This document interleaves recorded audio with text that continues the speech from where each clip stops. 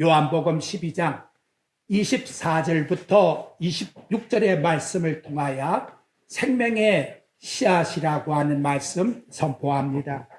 예수님께서 오늘 본문을 통해 한 알의 밀알이 땅에 떨어져 죽지 아니하면 한 알 그대로 있고 죽으면 많은 열매를 맺느니라 라고 말씀하셨습니다.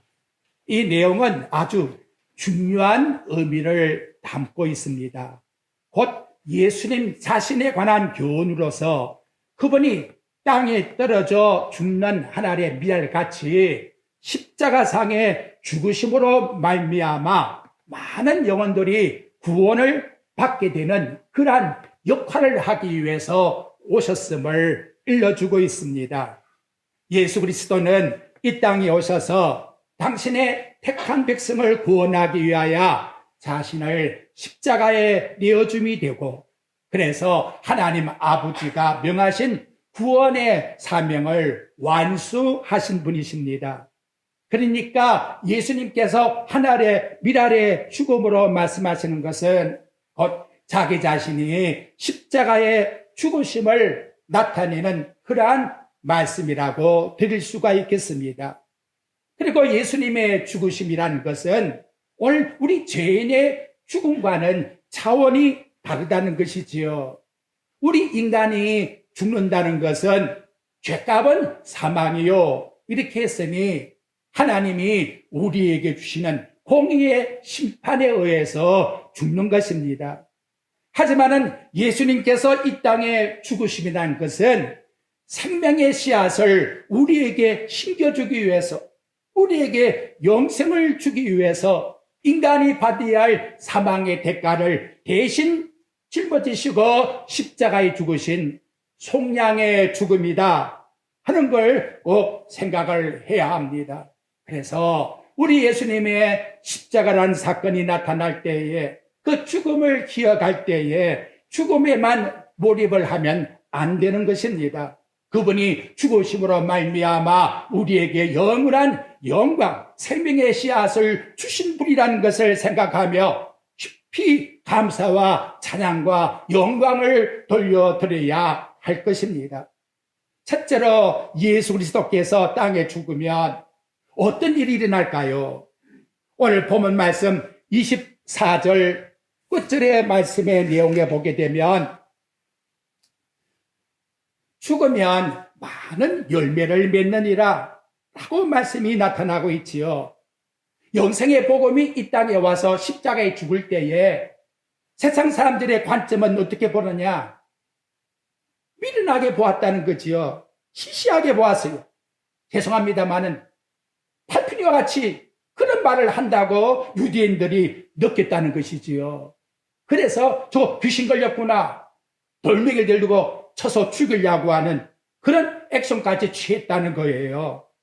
하지만 바울 사도는 고린도전서 1장 18절에 십자가의 도가 멸망하는 자에게는 미련하게 보여도 덕과 같이 생각을 해도 구원을 받는 우리에게는 하나님의 능력이 됨이라고 말씀을 합니다. 한 알의 밀알이 땅에 떨어져 한 그루의 밀 이삭이 되었다는 것을 우리에게 나타내주고 있다는 것이지요. 그렇다면 여러분, 어떻게 해야 영생의 열매를, 그 영생이라고 하는 이삭의 그루에 내가 속할 수가 있겠는가라는 거예요. 그것을 요한복음 5장 29절에서 예수님이 말씀합니다. 선한 일을 행한 자는 생명의 부활로, 악한 일을 행한 자는 심판의 부활로 나오리라. 선한 일을 행한 자의 결과는 나중을 안 기다려도 자연히 부활로, 생명의 부활로 나오는 거예요. 그러나 악한 일을 행하면 당연히 심판의 부활로 나온다고 말씀하고 있다는 것이지요.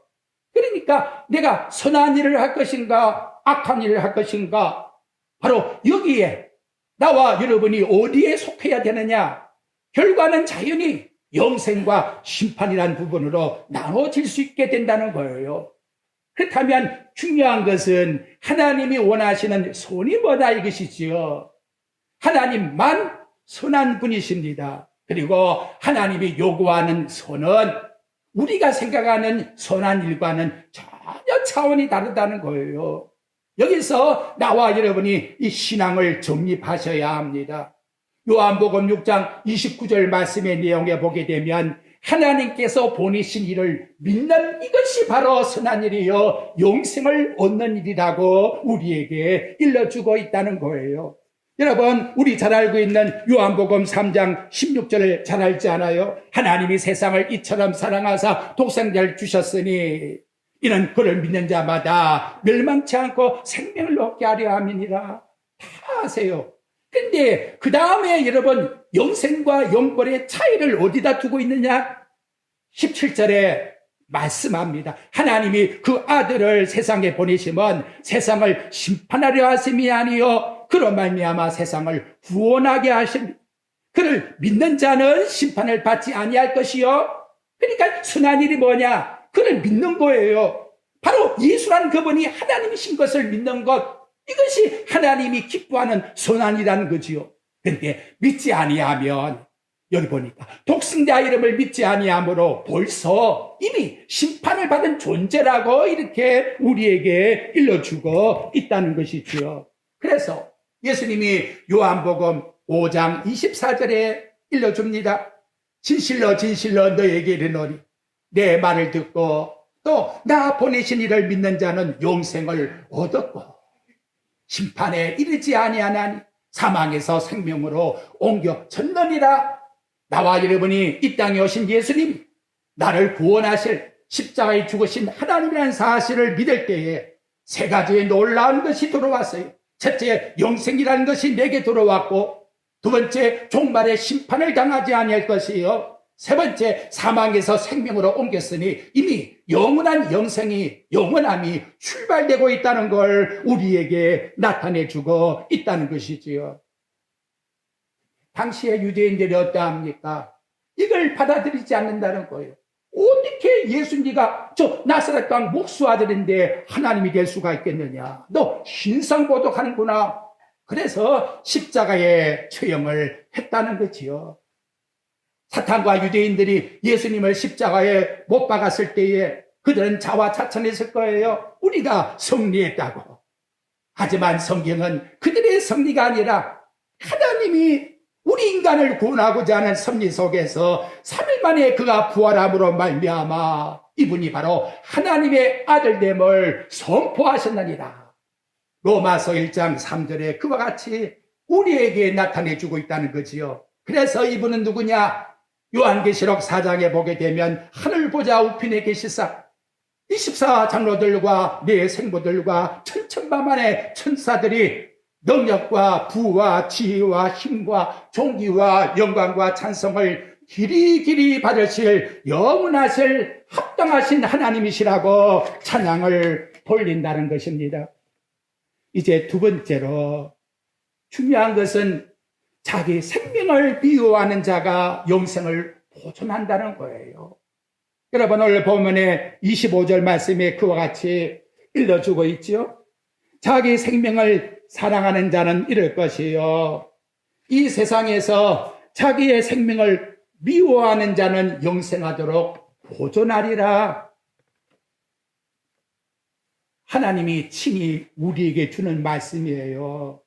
이걸 직역으로 여러분에게 설명해 드리면 내 자신의 생명을 사랑하는 육체의 욕구를 따르게 되면 그 다음 내용에 잃어버릴 것이요 라고 했는데 결국은 파괴된다. 영원한 멸망이 온다. 이렇게 우리에게 일러주고 있는 거예요. 내 육체에 원하는 이거를 싫어하고 하나님이 원하시는 영의 것을 내가 사랑할 때에 비로소 나에게 있어서 영원한 영생이 보존된다. 이렇게 일러주고 있다는 거지요. 이를 우리 예수님이 마가복음 8장 34절과 35절에 말씀합니다. 누구든지 나를 따라오려거든 자기를 부인하고 자기 십자가 지고 나를 따를 것이라. 누구든지 자기 목숨을 구원하고자 하면 이룰 것이요. 누구든지 나의 복음을 위하여 자기 목숨을 잃으면 구원하리라.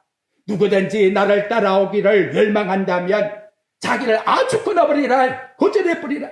자기 자신을 십자가에 완전히 죽은 자로 인정해라. 그런 자가 나와 함께 동행할 것이요. 누구든지 자기의 생명을 보존하고자 하면 완전한 멸망을 받을 것이다. 누구든지 나의 복음을 위하여 자신을 내어주는 자가 완전한 영생을 얻게 될 것이다. 이렇게 일러주고 있다는 것이지요. 여러분, 예수 그리스도를 믿는 믿음이라는 것은 무엇일까요? 나의 육체의 욕구에 대해서 죽은 자로 여기라고 일러주는 거예요. 이것이 주를 믿는 믿음입니다. 그래서 나는 이 땅에 죽은 자여, 나를 위하여 십자가에 못 박히신 그분이 나를 살려주었으니 그분만이 나의 복이라고, 그분만을 쫓는 것이 바로 하나님이 우리에게 요구하시는 뜻이라는 것이요. 근데 여러분, 예수님이 십자가 지고 이렇게 올라가려고 하는데 세베대의 두 아들 어머니가 와서 요청을 합니다. 하나는 예수님이 왕자리에 오를 때에 우편에 앉게 해주시고, 하나는 좌편에 앉게 해주옵소서. 예수님께서 너희는 너희가 구하는 것을 알지를 못하는구나. 내가 마시려고 하는 잔을 너 마실 수 있니? 내가 마시려고 하는 자, 포테리온이라는 뜻이 원어에 보면 죽음이에요, 죽음. 내가 죽는 것, 너도 같이 죽을 수 있느냐? 그 말. 죽음까지 너 나 따라올 수가 있느냐? 이것이 바로 주님을 섬기는 믿음의 따름의 모습이니라. 이렇게 일러주고 있다는 것이지요. 하지만 저나 여러분, 우리 다 마찬가지예요. 죄인된 우리의 공통점이 뭡니까? 살고자 내 육신을 사랑하는 거예요.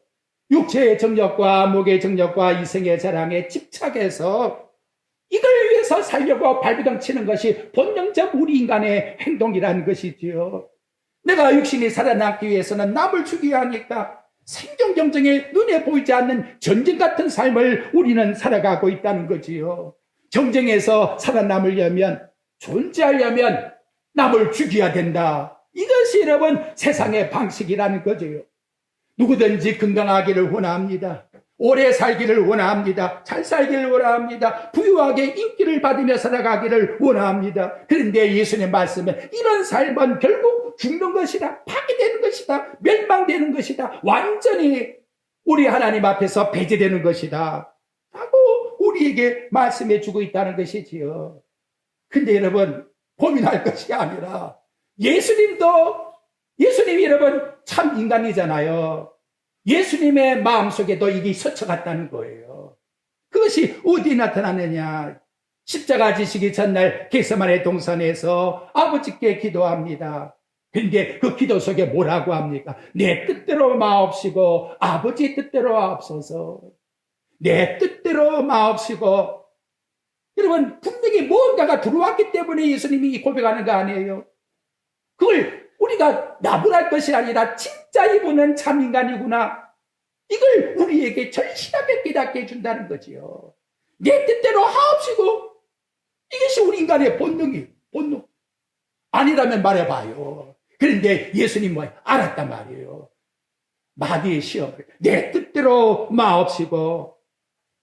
이것이 바로 하나님께서 우리들에게 요구하는 뜻이라고 일러주고 있다는 거예요. 그러면 그때에 예수님은 어떻게 십자가를 지셨느냐?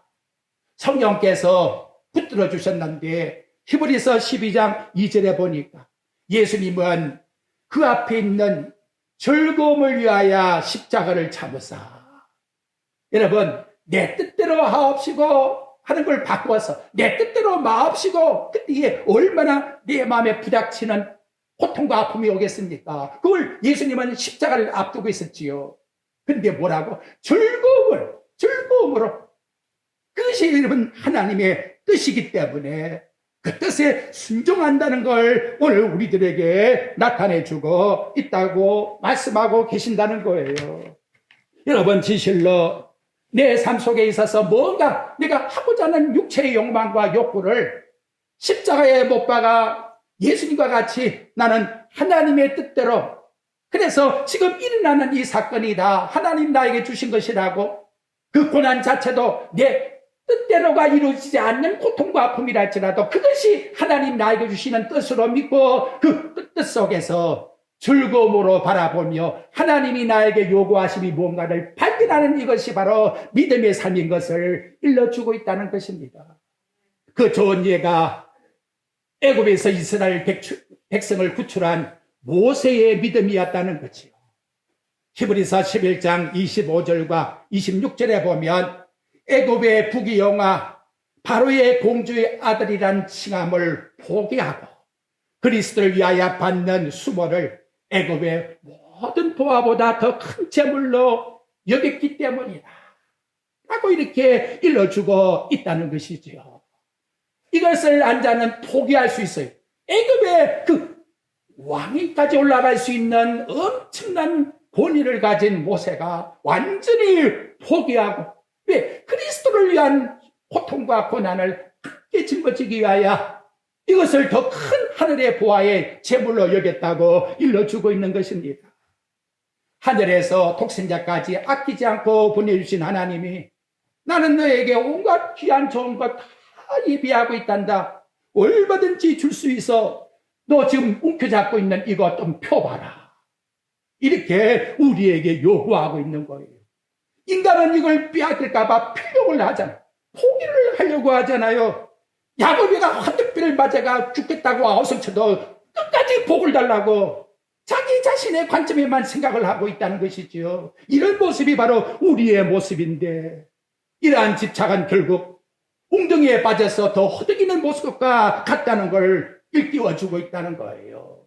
다윗과 같이 진작 다 포기해버리고 시편 16장 2절에 나오는 말씀처럼 주는 나의 주님이시오니 주밖에는 나의 복이 없다고, 나는 주님만이 나의 복이라고, 이 땅에 성도나 종기하는 이 사람들이 종기한 자라고, 이렇게 우리 마음을 주님 앞에 비우고 고백해 보십시오. 그 다음에는 어떻게 될까요? 마치 아기가 어머니의 품에 안긴 것과 같이 시편 23장 1절에 보면 여호와는 나의 목자시니 내게 부족함이 없으리로다. 무엇이 부족하냐? 온 천지 만물을 지으신 그분이 나와 같이 동행하는데 나의 목자신데 내게 부족함이 없노라 라고 고백하며 진정한 이 땅 위에서의 평안과 안식을 누리며 살아갈 수 있는 삶이 죽고자 하는 자는 살 것이요 라고 하는 삶 속에서 우리에게 허락하여 주시는 것입니다. 이 한 시간도 쉬고 있는 걸 포기합시다. 그래서 내 뜻대로 마옵시고 아버지 뜻대로 하옵소서. 우리 한번 따라해 봅시다. 내 뜻대로 마옵시고 아버지 뜻대로 하옵소서. 말로만 정말로 깊이 생각해야 돼요. 깊이. 이 싸움이에요. 이 싸움. 다른 싸움이 아니에요. 세 번째, 이렇게 하면 우리 하나님 아버지가 존귀 여기신다고 말씀을 합니다. 여러분 26절 말씀의 내용을 보십시오. 사람이 나를 섬기려면 나를 따르라. 나 있는 곳에 나를 섬기는 자도 거기 있으리니 사람이 나를 섬기면 내 아버지께서 그를 귀히 여기시리라. 이렇게 말씀을 합니다. 우리 예수님이 이 땅에 오신 목적이 뭡니까? 마가복음 10장 45절에 보면 인자가 온 것은 섬김을 받으려 함이 아니요 섬기려 왔고 자기 목숨을 많은 사람들의 대속물로 주기 위하여 오셨다라고 말씀을 합니다. 예수님 내어주신 물 한 방울 피 한 방울 아끼지 아니하고 십자가에 모든 것을 다 내어주어서 나와 여러분이 이 한 시간도 하나님을 아버지라 섬길 수 있는 예배자로 삼아 주었으니 이보다 더 존귀한 복이 어디 있겠습니까? 나를 따르려면 섬김의 자리에 있으라고 말씀을 하고 있습니다. 그러면 하나님 아버지가 그를 귀중히 여긴다는 것이지요. 이서동화 책에 보니까 이런 우스개 이야기가 하나 있어요. 한 번은 돼지가 길을 가다가 암소를 만나서 자기 쌓인 불만을 토해 놓았습니다. 나는 죽어서 사람들에게 살코기도 주고 베이컨도 주고 그리고 내 발바닥까지 맛있다고 다 먹을거리로 주는데 왜 사람들은 나를 좋아하지 아니할까? 그리고 왜 너 암소를 더 좋아해? 암소가 빙그리 웃었다는 것이지요. 뭐라고 했겠습니까? 이유야. 그 이유가 뭔지 아니? 너는 죽은 다음에 사람들에게 좋은 거 주려고 하지?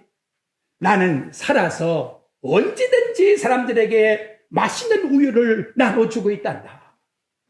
정말 뭔가 의미 있는 이야기지요. 나와 여러분 섬김은 죽은 다음에 하는 게 아니에요. 살아있는 하나님을 섬기는 하나님이 귀중히 보시는 여기에 귀중히 여긴다고 하는 이 내용은 존귀한 자라. 그래서 가치 있는 삶이 뭐냐? 그리스도와 같이 이 땅에 영생을 얻는 자를 위하여 자기 자신을 희생하는 삶이 성도의 자태라고 오늘 우리들에게 일러주고 있다는 것이지요. 근데 이걸 왜 깨닫지를 못할까? 왜 내 자신이 깨어지지를 못할까? 그래서 그 이유가 첫째는 내 자신이 깨닫지를 못하기 때문이다. 여러분, 무슨 사건이 터지게 되면 내 생각대로 안 되면 그때부터 불평이 나와요. 그건 뭐예요? 내 뜻대로 하옵시고, 근데 아버지는 왜 내 뜻대로 해주지 않습니까? 그에 대한 반발 심리가 우리의 심령 속에서 그것이 불평으로 나왔다는 거지요. 이게 어디냐? 광야에 나온 이스라엘 백성이 처음부터 마지막까지 그렇게 산 거예요. 근데 여러분, 하나님의 택함을 받은 사람은, 진실로 믿음 속에 사는 사람은 그 고난의 엄청남을 하나님이 주어서 그 속에서 더 믿음을 깨닫기 위해서 감사가 넘치게 하나님께서 이끄셨다는 거예요. 생각해 보십시오. 노아가 긴 세월 속에 방주를 지었는데 얼마나 사람들이 어리석게 여겼겠습니까? 그런데 그 한가운데서도 노아는 꿋꿋하게 마지막까지 방주를 완성하여 구원을 받았다는 거지요. 모세를 보십시오. 이스라엘 백성을 살려보겠다고 자기 힘을 가지고 때렸는데 애굽 사람을 죽이고 말았어. 그리고 나서 40년 동안 광야에 가서 얼마나 아픔의 생활에 웃는 생활을 했습니까? 그 속에서 자기 자아를 깨닫게 한 거예요. 다니엘과 그 세 친구를 보십시오. 바빌론 나라에 가서 국무처리로 그 이방 나라의 직분을 가지고 살아가는 그 삶 속에 얼마나 관은 생활 속에 신앙적으로 부닥치는 장애물이 많았겠어요. 그러한 생활 속에서, 그러니까 여러분, 하나님의 뜻이라는 것은 내 뜻대로 하옵소서라고 나가다가 부닥칠 때에 내 것은 깨어지고, 부닥치는 현장의 삶이 바로 하나님의 뜻인 줄로 수용하고, 그 뜻 앞에서 내 자신을 완전히 낮추어서 주여, 주께서 우리에게 주시는 그 능력을 나는 믿나이다. 주께서 나를 뜻대로 사용하옵소서. 완전히 나 죽은 자로서 하나님 앞에 고백하는 믿음이라는 것이지요. 그래서 빌립보 1장 29절 말씀에 보면 그리스도께서 우리에게 은혜를 주신 것은 다만 믿을 뿐 아니라 그를 위하여 무엇도? 고난도 받게 하려 함이니라.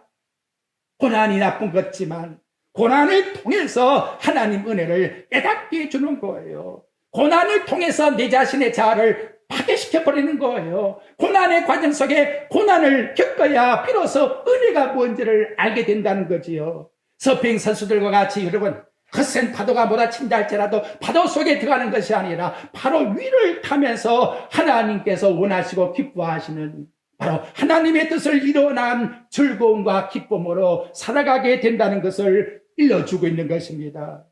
두 번째로 내 자신을 파괴하지 못하는 것은 자기를 사랑하기 때문에, 소욕의 욕구 때문에 파괴가 안 돼요. 내 자신의 소욕을 희생해야 되겠는데 그걸 뭐라고 합니까? 이기주의자라고 하지요. 결국 여러분, 예수를 안 믿는다는 것은 뭐냐? 왜 예수를 못 믿습니까? 자기 능력을 믿기 때문에, 자기를 사랑하기 때문에 예수를 못 믿는 거예요. 인간의 사랑, 인간의 집착이, 본능적 DNA가 꽉 차있기 때문에 절대로 그리스도의 십자가의 죽음을 받아들이지를 못하고 있어요. 예수님이 왜 세상에 왔는지 그 은혜를 받아들이지를 못하고 있는 거예요. 그러니까 죄인은 누구냐? 하나님 없이도 살 수 있다고 하는 자신을 과시하는 이것이 누구를 막론하고다 죄인의 특징인 걸 나타내주고 있다는 거지요. 근데 여러분, 이 자존의 집착력 얼마나 강한지, 불나방이 불 속으로 가면 죽는 줄 알면서도 불 속에 들어가고 있다는 거지요. 그것이 우리 인간이 가지고 있는 본능이라는 거예요. 인간은 꺾을 수 없고 제거할 수가 없어요. 오직 하나님의 성령이 아니고서는 여기서 우리는 벗어날 수가 없다는 것이지요. 여러분, 신앙생활 하면서도 이 목사부터도 뭐가 되면 어깨가 뻣뻣할 적이 있어요. 그래서 남의 생각을 안 들으려고 그래요. 뭔가가 나를 과시하고 싶어요. 뽐내고 싶어요. 자랑하고 싶어요. 내세우고 싶어요. 하나님 앞에서 내 자아가 깨어지지 않는 것이 그냥 드러나고 있다는 거지. 지금은 내 뜻대로 마옵시고 딱 순간만 바뀌어봐요. 또 내 뜻대로 하옵시고 가가 쏙 들어온다는 것이지요. 이거 얼마나 여러분 무섭습니까? 이런 자아의 본능을 완전히 깨트리기 위해서 하나님은 이스라엘 백성을 완전히 살지 못하는 죽은 자와 마찬가지다 라고 여기게 하기 위하여 광야에서 40년 동안 물 한 방울 쌀 한 톨이 나지 않는 광야 생활을 이루어나가게 만들었다는 것이지요. 근데 여러분, 위대한 사도 바울도 이것이 본능적으로 나왔는가 봐요. 그래서 하나님이 고린도후서 12장 7절에 보니까 바울이 하나님 내 눈에 가시를 빼주세요 라고 구할 때에 너는 여러 계시 받은 것이 지극히 커물어 너무 자만하지 않게 하기 위해서 내 육체에 가시를 주었단다. 너를 쳐서 자만하지 않게 하기 위하여 라고 하는 자만의 단어가 그 문장 속에 두 번씩이나 나타나고 있다는 거예요. 여러분, 참 인간이 고통이고 아픔이 있으면 자연히 겸손해져요.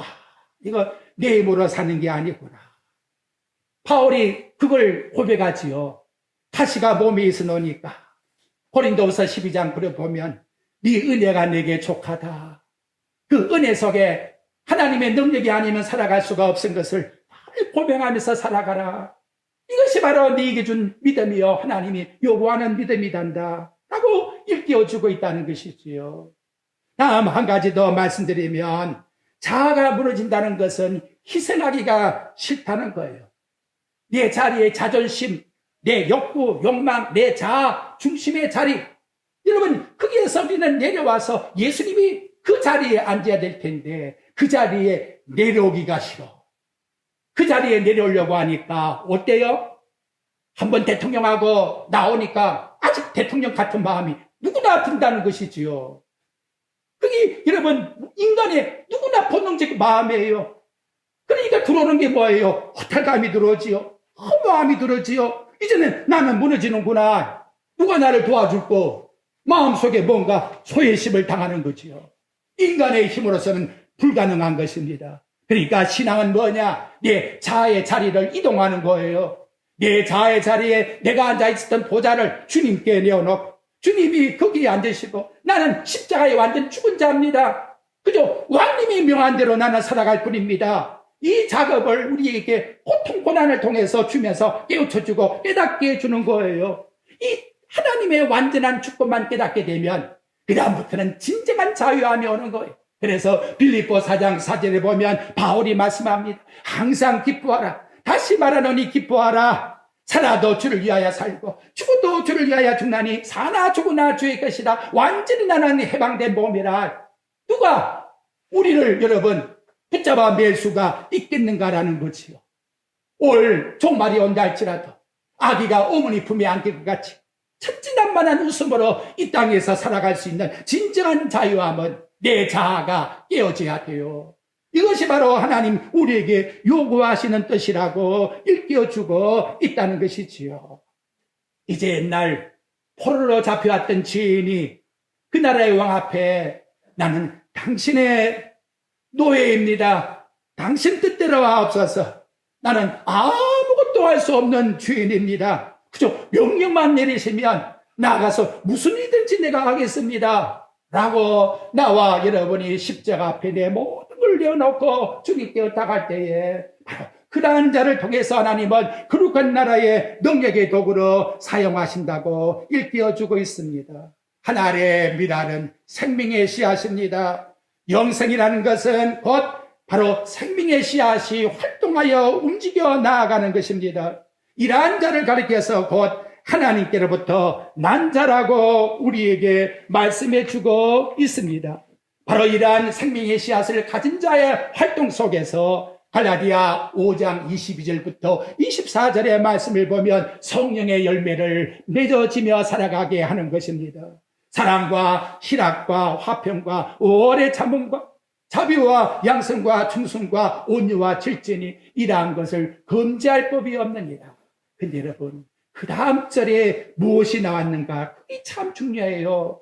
뭐냐? 그리스도 예수의 사람들은 육체와 함께 그 정욕과 탐심을 십자가에 못 박았느니라. 십자가에 못 박았다는 것은 죽은 자예요. 죽은 자가 뭔가 살았다는 것은 아직 죽은 자가 고백을 못한 것이지요. 죽은 자로 인정하는 이것만이 바로 하나님 앞에서 영원한 영생을 누린 자의 삶이라고 나타내주고 있는 것입니다. 그래서 여러분, 아직까지 우리에게는 기회가 남아있지요. 생명의 씨앗을 받았다면 정말 받은 그 삶의 가치 속에서 나는 죽은 자니 하나님이여 내가 어떻게 살아야 될까요? 여러분, 이 한 시간도 영적으로 저 광야에 사막에 나 혼자 서 있다고 여러분이 스스로 한번 생각을 해 보십시오. 그런 존재입니다. 다 모래밖에 없어요. 물 한 모금 싸는 털도 없어요. 살아남을 길이 없는 거예요. 이와 같은 것이 뭐냐? 세상 삶의 영의 사람에 속한 사람의 삶이라는 거예요. 이걸 인정하셔야 합니다. 그러면 어디를 보아야 될까요? 위를 바라봐야지요. 하나님의 능력을 바라봐야지요. 내 영혼아 어쩌여 불안해하는고 하나님이여 나에게 은혜를 베풀어 주옵소서.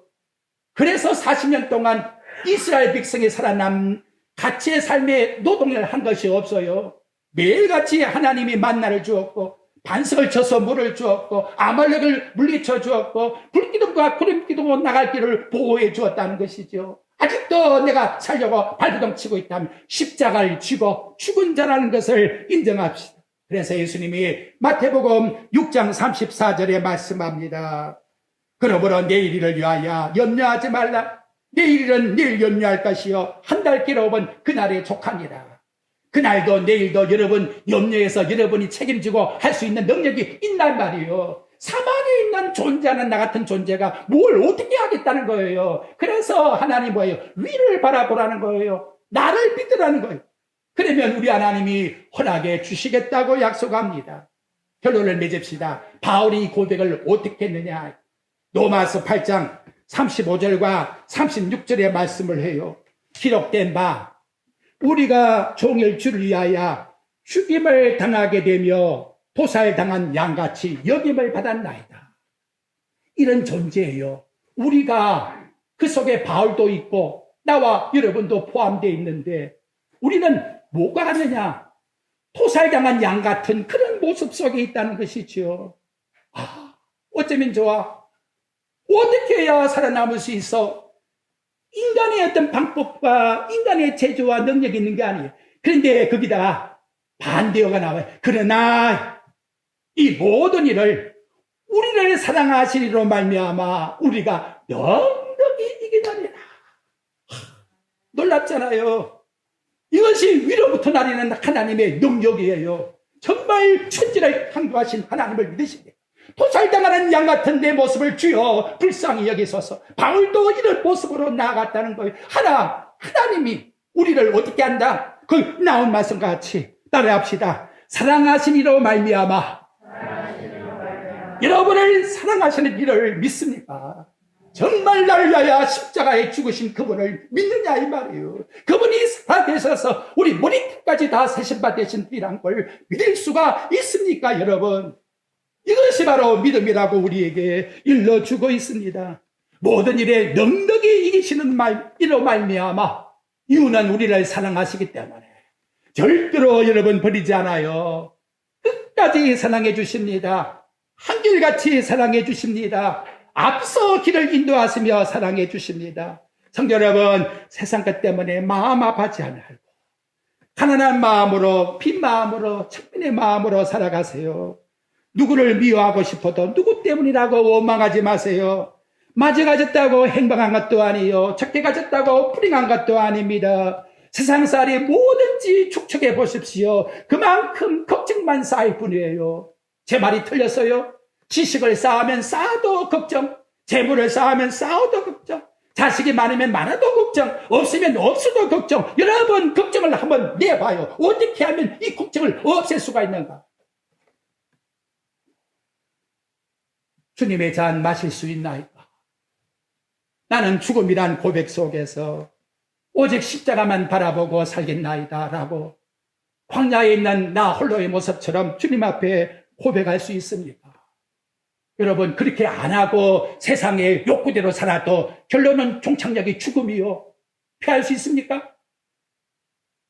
그렇다면 어느 길이 진정 행복한 길일까요? 지금이 구원의 날이요, 지금이 은혜의 날입니다.